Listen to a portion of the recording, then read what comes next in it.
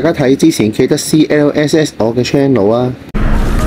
早晨啊，早晨啊，嚟到行程嘅第5日啦。今日呢個天氣卒之非常好啦，可以唔再落雨啦。咁今日我哋行程會咩呢？就會去大阪城，同埋會去坐呢個嘅御座船啊。今日呢亦都會正式使用呢個大阪周遊券啦。咁而家就去食咗嘢先，跟住一陣間呢就會搭中央線過去大阪城。今日2個景點呢都係一條中央線貫穿晒嘅。是但啦。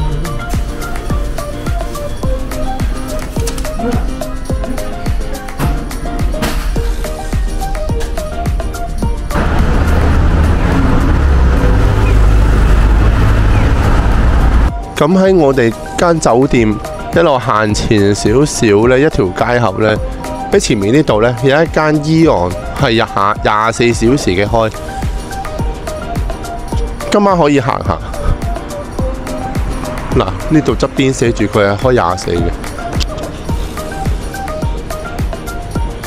嚟到我背後呢一個長掘橋站，喺呢度呢，我哋就可以搭2程鐵路呢，就去到大阪城。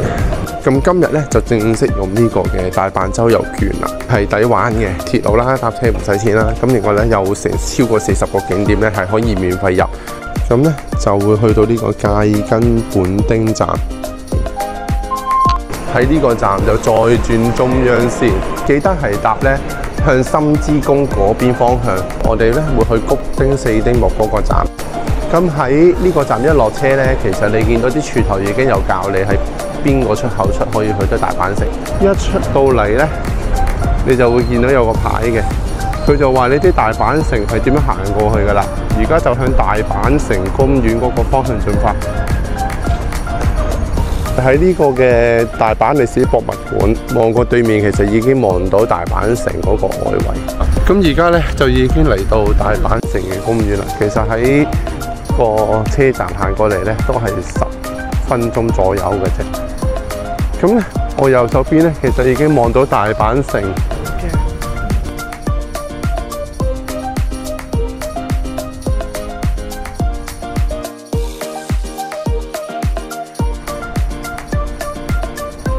好啦，嚟到。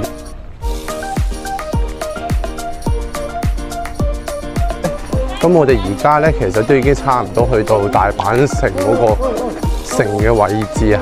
頭先我哋一直都喺呢個大阪城公園嗰個範圍嘅啫。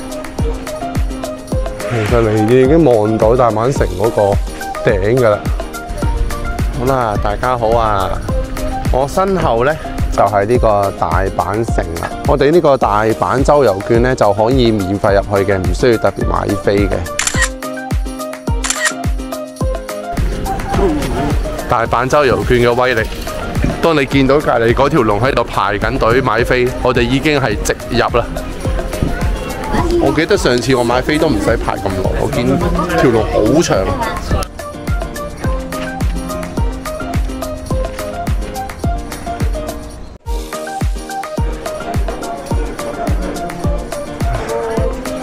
哦！而家呢，就喺呢個大阪城天守閣嘅展望台上面呢，行一轉，睇一睇個景色先。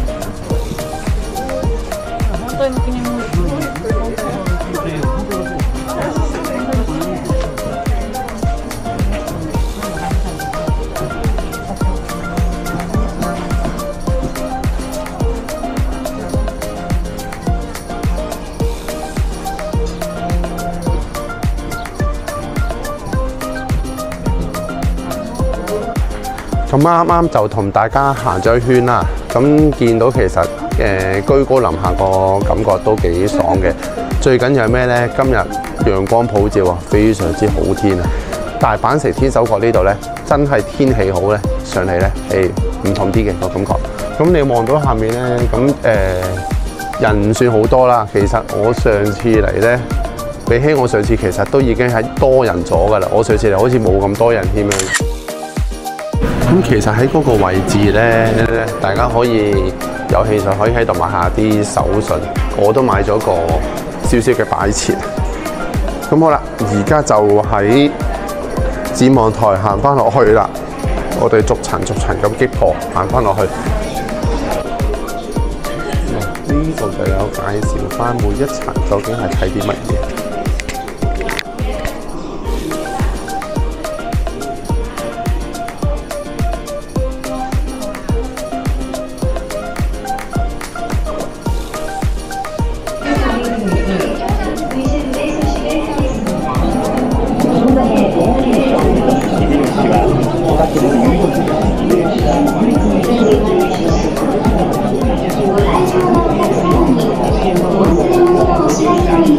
幻燈片啊！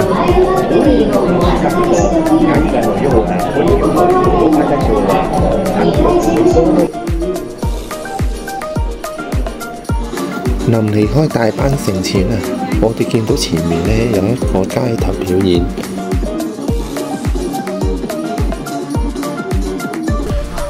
咁而家呢，我哋會去下一站，就會去大阪港。我哋呢就會喺另一個站度搭嘅。頭先呢，我哋就喺谷町四丁目站行過嚟嘅。而家走呢，我哋就會嘗試喺另一邊深之宮站度走，跟住指示行就可以啦。A few moments later， 咁落到嚟，如果見到呢個噴水池呢，其實就已經離呢個深之宮嘅車站不遠啦。好啦，跟住就會嚟到呢個深之宮站啦。咁而家呢，出發去大阪港之前呢，我哋揾少少嘢食下先。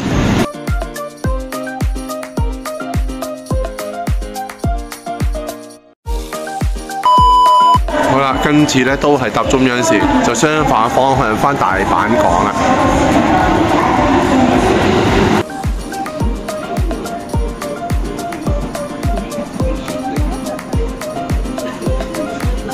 搭咗20分鐘車就嚟到大阪港啦。咁我哋仲要約我行多10分鐘呢，先至去到我哋真正要去嘅地方嘅。咁啊，跟住嚟啦。咁今次呢，我哋就係要去呢一個觀光船。我哋而家向呢邊出口出。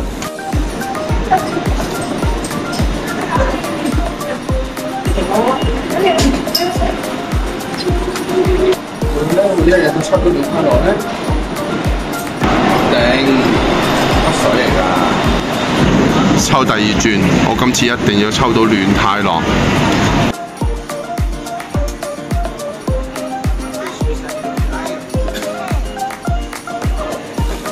亂太郎，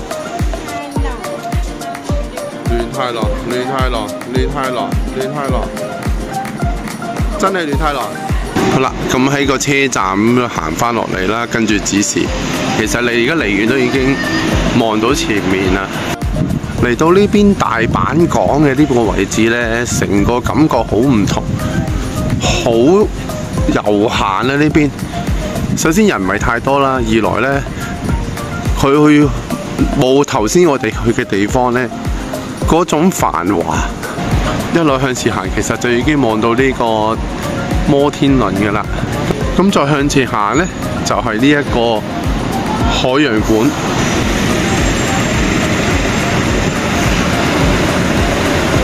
海洋館同埋我哋坐嘅觀光船嗰位呢，都係喺呢個方向向前行嘅啫。喺我面前呢，就係呢個海洋館嘅位置啦。再向前行呢，就會去到呢個我哋要搭嘅聖瑪利亞號觀光船嘅位置啦。大阪周遊券可以免費上船。咁因為啊，佢4點先至係下一班船，而家3點3，啱啱未夠時間，所以咧就去附近行下先。咁而家我哋就去坐一坐呢個天寶山摩天輪先，因為大阪周遊券都係包咗嘅。咁佢約莫一圈咧就係15分鐘。咁玩完落嚟，啱啱好就可以上船啦。咁而家咧就上咗摩天輪啦，咁極速可以上到嚟，咁15分鐘就一圈啦。天寶山摩天輪咧就號稱世界最大型嘅，咁大阪周遊券包含咗喺入面，所以大阪周遊券真係值得買嘅。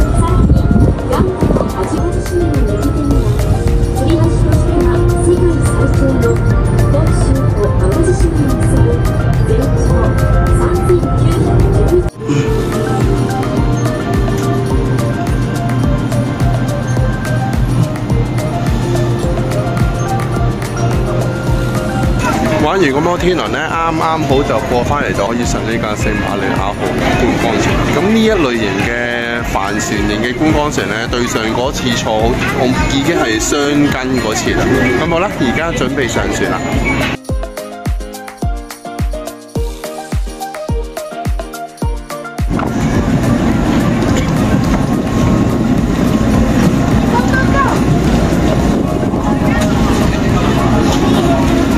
咁而家就上咗船啦，應該差唔多會開船啦。佢搭正4點就會開船㗎啦。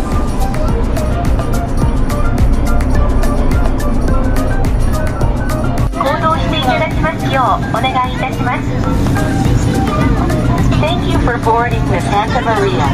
Welcome to the Day Cruise Osaka Sightseeing Tour. Please enjoy yourself aboard the Santa Maria. Here in the future. 前方指示船首楼甲板，洗手间位在2楼游客休息室的前方。另外，船上备有紧急时所需的救生衣。现在各位看到的是日本环球影城。日本环球影城除了有可以玩的体验，成架船而家就掉頭啊！ご移動になりごし、ユニバーサル・スタジオ・ジャパンでございます。アメリカ映画の1場面が体験できるライドやショー、アトラクションのほか、食事隻船咧而家就轉緊方向。でございます。On your left。船頭咧就可以喺呢一邊上去啦。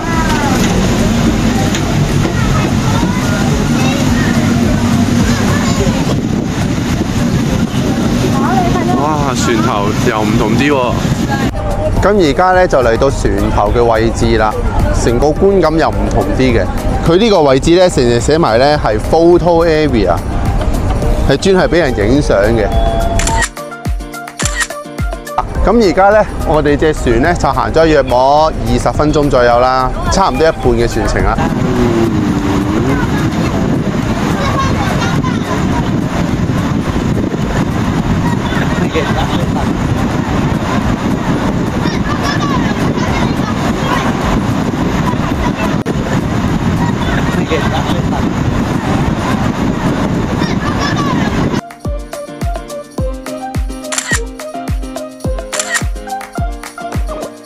沿住樓梯落到下面呢，佢有間客房嘅，入面展示咗好多有關當年大航海時代同埋船舶嘅資料啊！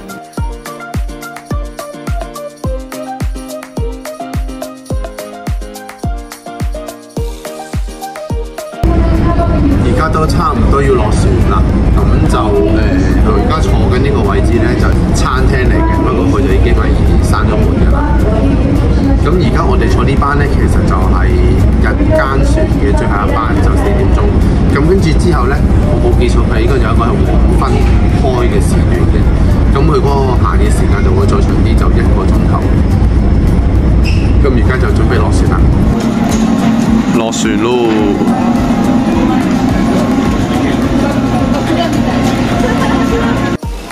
頭先點樣去，而家就點樣翻去啦。嚟到界根本丁站，搭翻界根線就可以翻去長掘橋站，然之後翻去酒店擺低啲嘢先。而家係6點半，黃昏下嘅心齋橋道頓堀商圈，人流開始多啦。而家我哋去邊呢？咁而家呢，我哋就會去力苑啊，食燒肉啊。咁力苑呢，喺道頓堀心齋橋南坡呢個商圈呢，其實佢有3間分店嘅，咁位置其實都係好近嘅啫。咁而家睇下去有冇位先。我而家去嗰間呢，就係道頓堀嗰間分店。冇錯，呢度呢，就係千日前。其實千日前都係好多嘢行嘅，有時間我哋會行下。好啦，見到力苑嗰2個字啦，就係去呢一間啦。好，咁呢一間係咩呢？前2晚我哋食嗰間蟹道樂呢，就係東店，呢一間就係正店啦。其實你見到個門面都大好多、闊好多，同埋呢，佢門口位呢，係有啲外帶嘅嘢食可以俾你買嘅。哇！仲以為要等位唔使喎，竟然冇錯啦！呢度就係好多人推介嘅力苑燒肉啦，道頓堀店啊，我哋去嘅係。嗱，咁我哋一入嚟即刻有位啦。咁我哋啱啱呢就叫咗呢個90分鐘嘅高級套餐。咁有啲人話食標準已經夠嘅，咁我哋發覺高級多少少嘢食就叫做高級。佢呢度呢就都係用機落單啦。咁另外呢，佢有2個再貴少少就4000幾yen嘅，都係分90分鐘同埋82分鐘。但係嗰個就再多少少嘢食。咁但係記住，因為佢呢個食放題呢，佢有個要求就係一定要叫嘢飲。咁我哋就象徵式叫咗個可樂，咁汽水就自己攞嘅，就係咁啦。咁我哋一陣叫下啲有啲咩食先。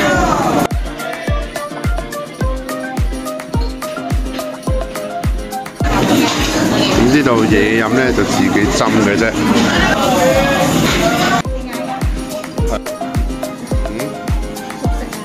嗱，就咁望呢啲牛切得都幾厚。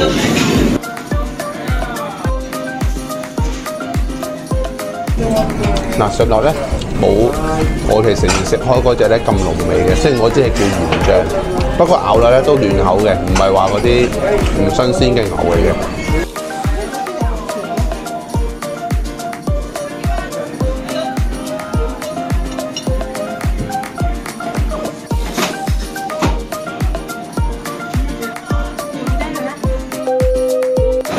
啱啱就食完嗰間力苑燒肉啦，我就覺得一般嘅啫，咁佢就唔算好貴。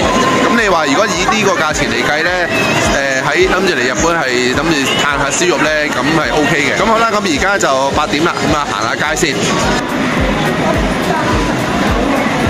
哇，好靚啊啲馬卡龍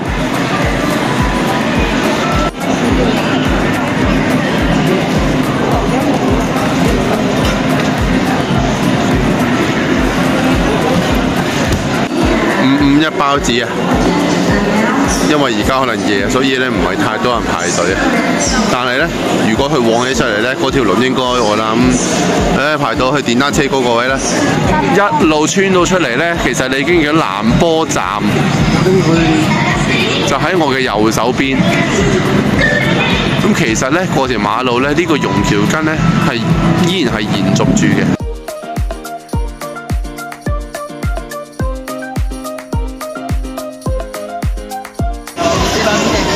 咁喺心齋橋呢頭呢，好多藥妝啊，鋪頭都係9點到嘅閂門。呢一間呢 cash free 嘅藥妝呢，11點收，入去行下。